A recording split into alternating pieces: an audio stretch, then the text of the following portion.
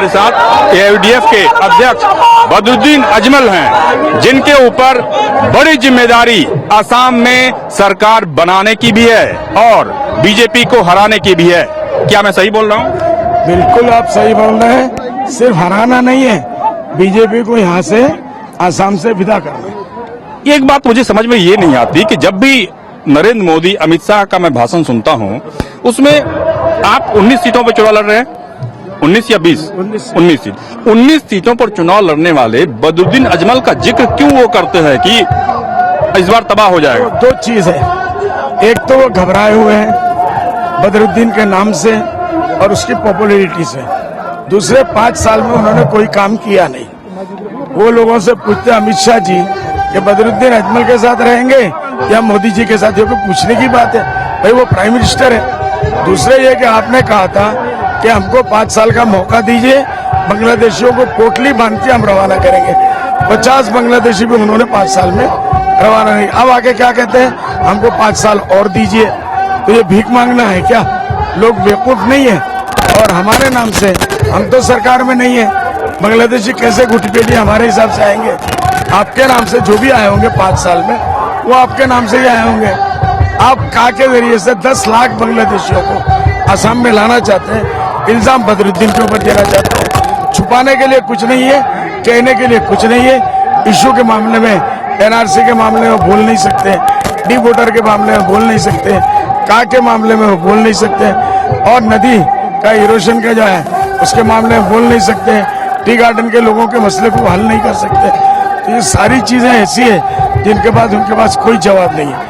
एक home minister होके एक भाषण में बदरुद्दीन अजमल का 6 मरतबा नाम लेते हैं। इसका मतलब ये कि बदरुद्दीन के नाम से, उसकी पार्टी के नाम से वो लोग कांपे हुए, कांप रहे हैं। आपने घुसपैठिए की बात की, एक घुसपैठिए की बात अमित शाह को मैंने देखा कि वो ये कहते हैं कि आप ये बताओ कि बदरुद्दीन अजमल के साथ गठबंधन करके घुसपैठियों को कांग्रेस पार्टी कैसे बाहर करेगी? ऐसा वो बताने की कोशिश कर रहे हैं कि घुसपैठियों को संरक्षण आप देते हैं। नहीं, बीजेपी दे रही है। बीजेपी का के जरिए से 10 लाख लाना चाह रही है। हमने असम में, मैंने पार्लियामेंट में कहा कि बांग्लादेश से कोई आता है कि बॉर्डर के ऊपर गोली मार दीजिए। यहाँ तक मैंने कहा, इससे ज्यादा नहीं। सारे मुसलमानों ने मुझे इसके ऊपर बुरा भला कहा। और जो है, एक भी बांग्लादेशी अगर असम में है, उसके खिलाफ अगर है तो बदरुद्दीन अजमल और उसकी पार्टी है।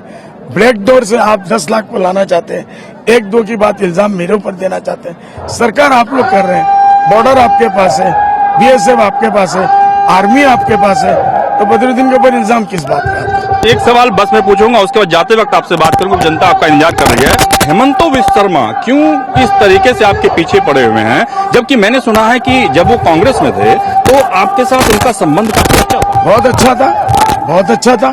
जैसे ही बीजेपी में गए, हमने उनसे संबंध काट लिया।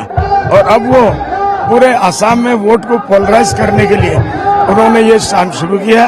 कभी बदरुद्दीन मुगल है, कभी बदरुद्दीन कुछ है, कभी बदरुद्दीन कुछ है। उनको कहने के लिए नहीं है, स्टेज के ऊपर बोलने के लिए नहीं है, वो डांस करते हैं। तो डांस से तो असम के लोग नहीं मानेंगे, इसलिए इस मरतबा उनको डांस करने के लिए किसी एकेडमी भेज दें। धन्यवाद। हम फिर से बात करेंगे जाते वक्त बदरुद्दीन साहब से, लेकिन आपने देखा कि जिस तरीके से खुलकर उन्होंने हर एक सवाल का जवाब दिया और उन्होंने कहा कि सिर्फ 19 सीटों पर चुनाव लड़ने के बाद भी हर एक सभा में बीजेपी के नेता उनके ऊपर आक्रमण क्यों करते हैं, ये उनकी पहुंच से बाहर है। जहां तक घुसपैठियों को संरक्षण की बात बीजेपी के द्वारा कही जाती है, उनका ये संगीन आरोप है कि घुसपैठियों को संरक्षण वो नहीं, बीजेपी देती है। कैमरा पर्सन संजय कुमार सिंह के साथ रमन कुमार, असम न्यूज 24।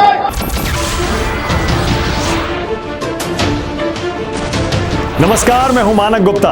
अगर आपको हमारा ये वीडियो पसंद आया हो तो इसे लाइक और शेयर जरूर करें, और हाँ, हमें सब्सक्राइब और फॉलो करना ना भूलें ताकि आप देश और दुनिया की कोई खबर मिस ना करें। तो जुड़े रहिए हमारे साथ और देखते रहिए न्यूज 24।